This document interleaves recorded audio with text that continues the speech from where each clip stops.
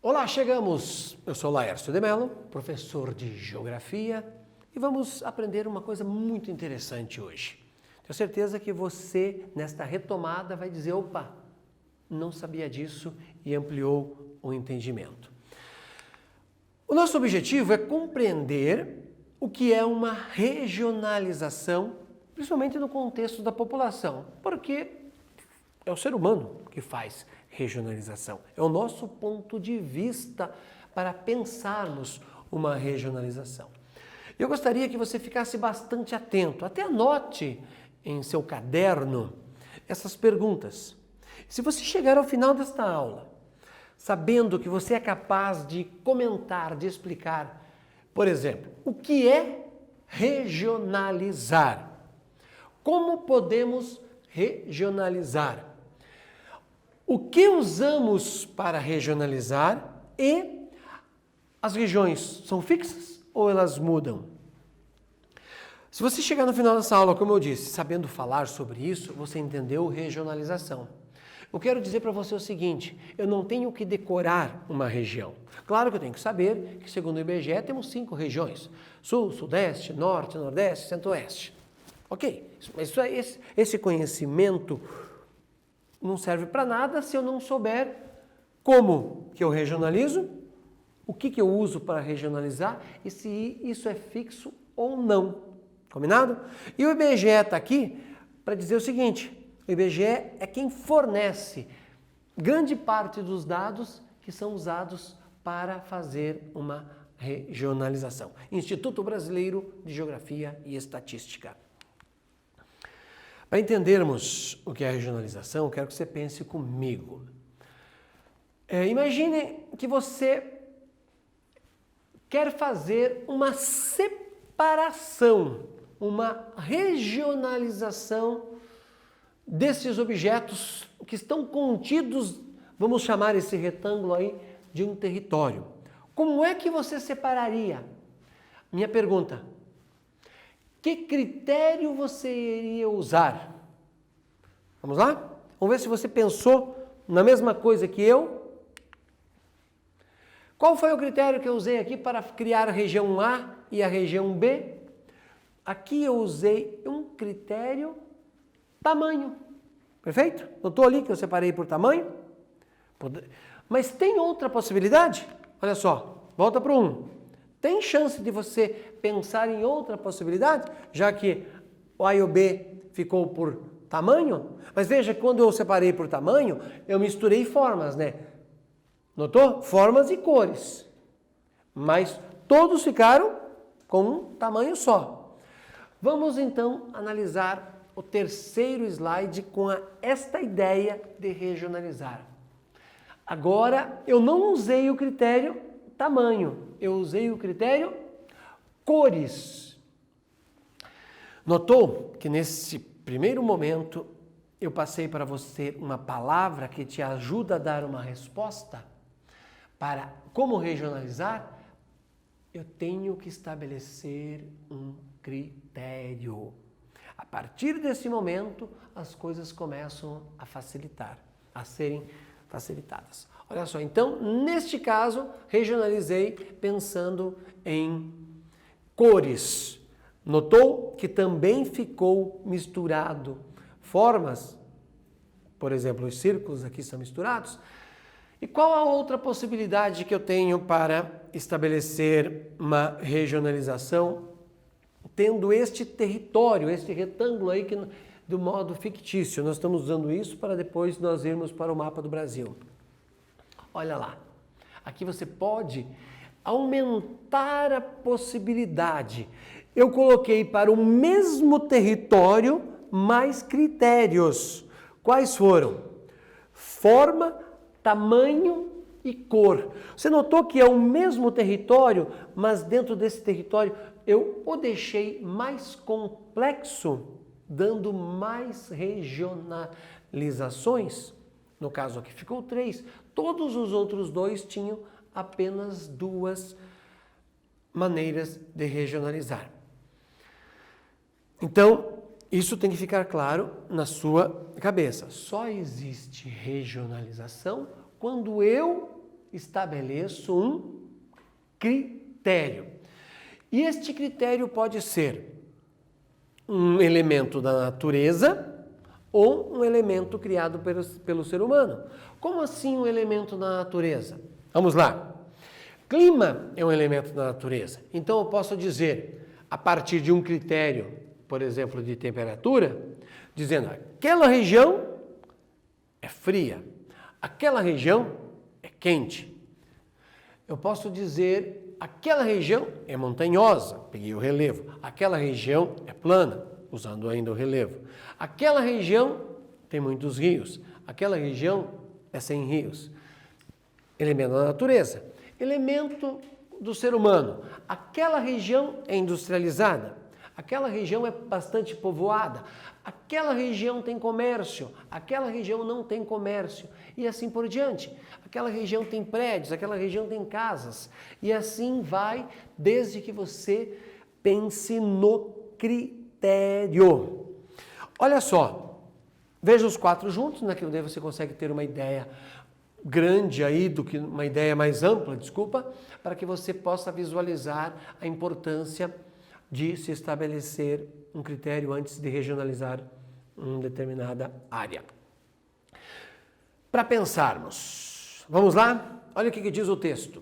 No final da década de 60, o geógrafo Pedro Pinchas Geiger propôs uma nova regionalização do Brasil. Sobre esta regionalização, podemos destacar que letra A ou letra B? Pense aí.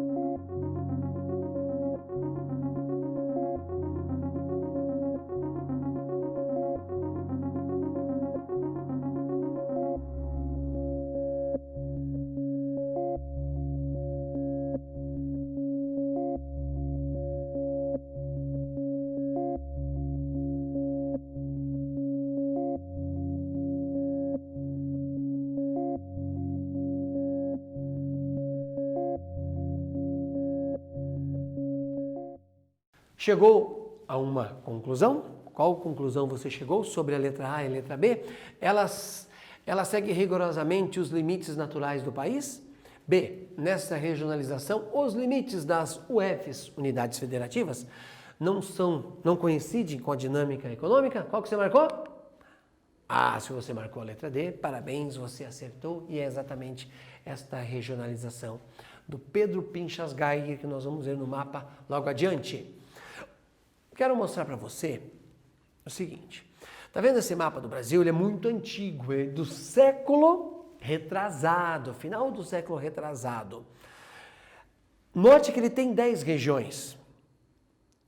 E eu estou mostrando ele para você para dizer o seguinte: eu não tenho que decorar, mas eu tenho que saber qual o critério foi usado para cada uma das regiões. É isso que nós vamos ver a partir de agora. Aquela primeira etapa foi para entender como se regionaliza e agora vamos ampliar a ideia do critério. Então, só este mapa já me diz alguma coisa sobre aquela pergunta que eu fiz lá no início. As regiões são fixas ou elas se alteram? Se nós temos 5 hoje do IBGE e eu estou mostrando para você um mapa com 10, você já chegou a uma conclusão, né? Elas se alteram. Perfeito. E se alteram muito. Vamos agora dar um salto e vamos para o meio do século passado. Este mapa do meio do século passado, 1945, eu quero que você observe com muita atenção. Veja que coisa interessante. Faz um exercício comigo. Olha, por exemplo, o Paraná, Santa Catarina e Rio Grande, que hoje formam a região sul. Note que neste período São Paulo pertencia à região sul, completamente diferente do que é hoje. Então, quem era paulista nos anos de 1945 era sulista também, porque estava na região sul. Quer ver mais uma coisa interessante? Vai para a Bahia, espetáculo da UF, da Unidade Federativa do Estado da Bahia. Veja que a Bahia não estava no Nordeste. Quem era baiano não era nordestino. Eles eram leste setentrional. Mais um detalhe, note que Piauí e Maranhão também não eram do Nordeste. Eles eram do Nordeste Ocidental. O Nordeste era dividido, entre aspas, ou ele tinha 3 divisões em relação ao que é hoje. Hoje tem 9 estados, completamente distinto do que tinha naquela época. Mais um detalhe, veja que o centro-oeste de hoje, olha onde é o Tocantins, perceba que pertencia a Goiás e só tinha 2 unidades federativas, o Mato Grosso e Goiás naquela época. Eu vou passar o mapa para frente para a gente poder pensar. E note que não tinha sudeste, desculpa, estava fugindo aqui. Note que não tinha sudeste, era leste meridional. O que significa a palavra meridional?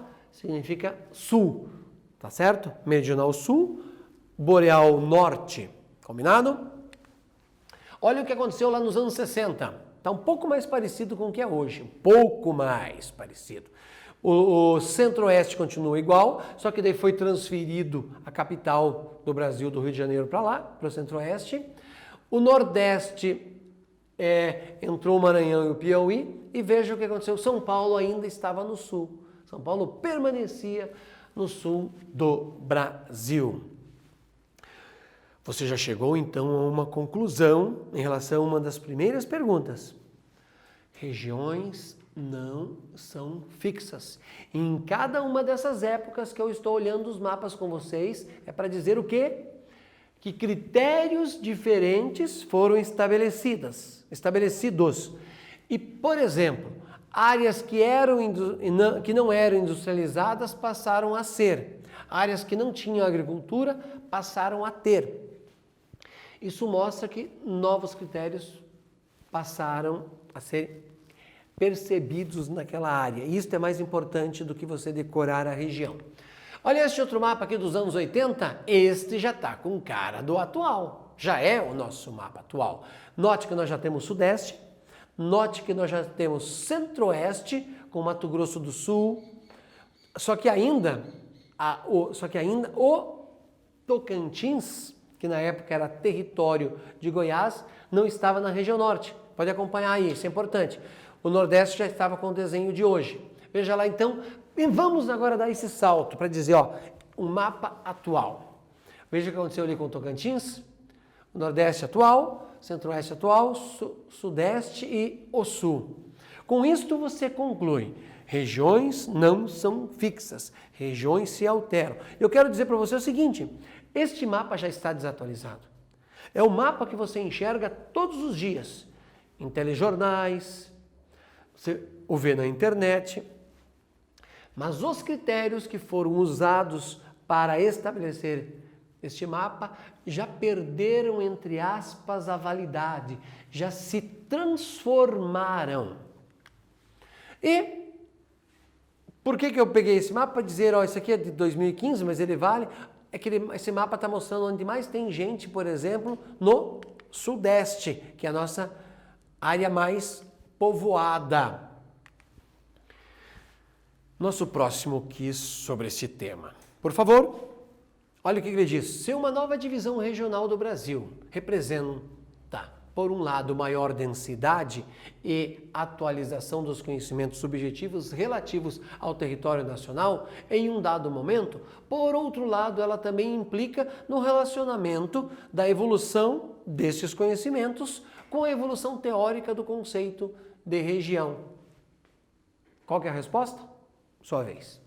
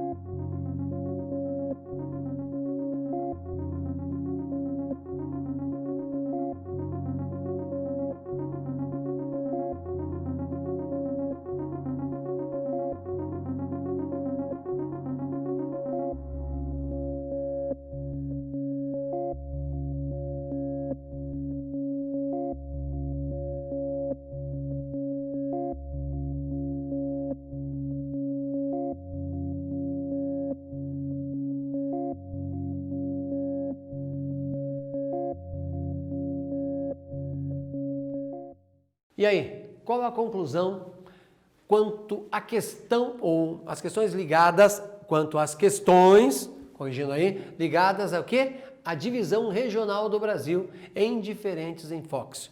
Julgue o item a seguir. Qual que você marcou? A região sudeste, de acordo com estimativas do IBGE de 2019, concentra os 3 municípios mais populosos do Brasil. Isto é verdade?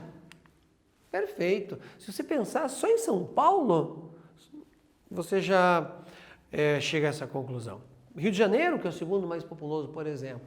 E, claro, tem o Minas também na sequência e assim por diante. Então, o Sudeste é o mais populoso em tudo, tá bom?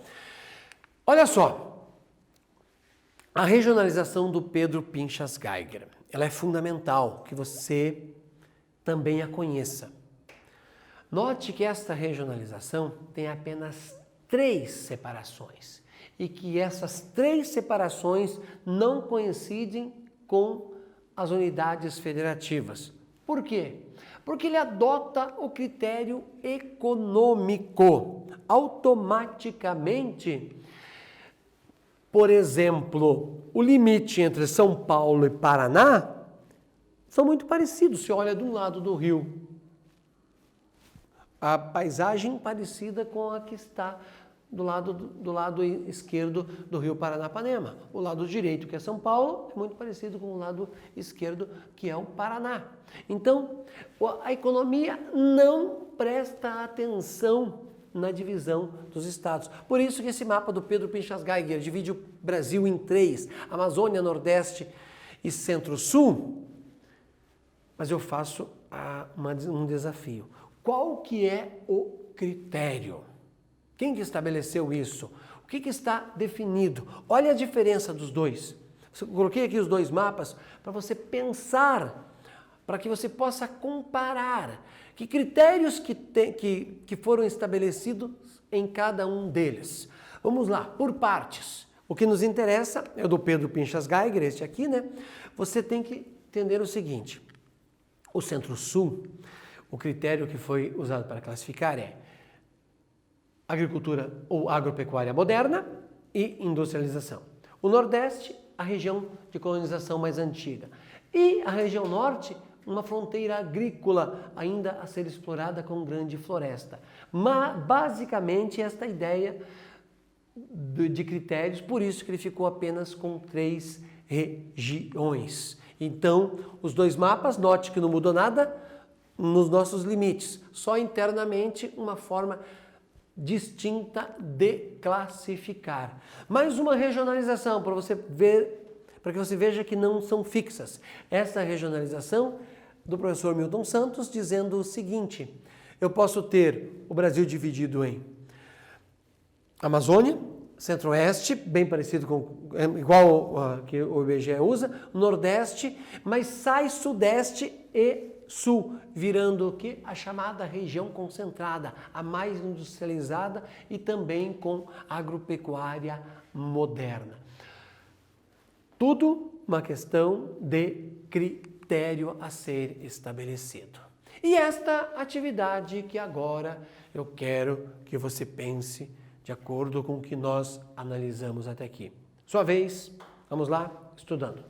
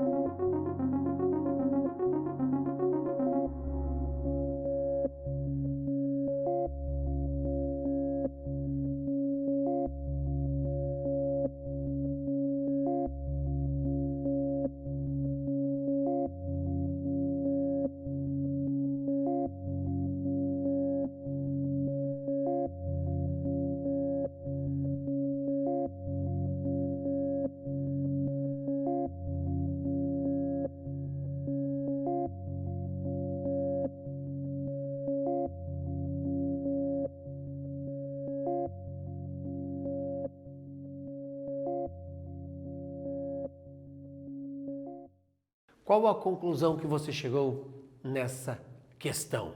Vamos conferir? Note que não tem a palavra critério de maneira explícita com relação à integração do território nacional e à economia brasileira. E você marcou como correta, matou a charada aí, que é a letra D. No contexto da industrialização do século XX, o Nordeste foi importante produtor de determinados produtos agrícolas, como mamona, cial, algodão, para estados do centro-sul do nosso país. Aliás, o Nordeste contribuiu para o crescimento do nosso país desde a chegada dos portugueses, né? Se você pensar na cana-de-açúcar, por exemplo. Então, eu disse que não tinha a palavra explícita, ela estava implícita a ideia do critério. E se você sempre pensar nisso, você vai conseguir chegar a uma resolução. Vamos fazer mais um treino em relação a isso, que é muito importante? Veja o que diz esta pergunta. Sua vez.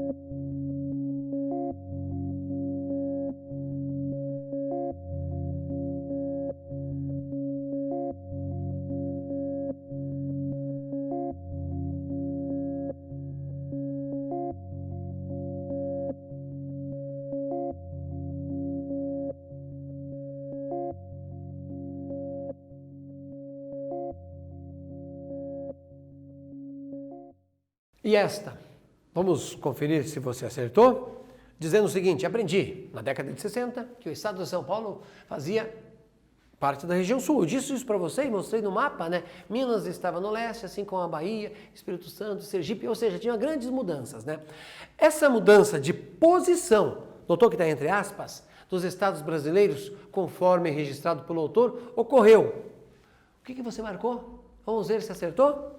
Letra B, a nova região sudeste representava melhor as zonas mais industrializadas do país, com posição geográfica semelhante. E lembra que eu disse que já não vale mais isso também? Porque o sul também se tornou extremamente industrializado.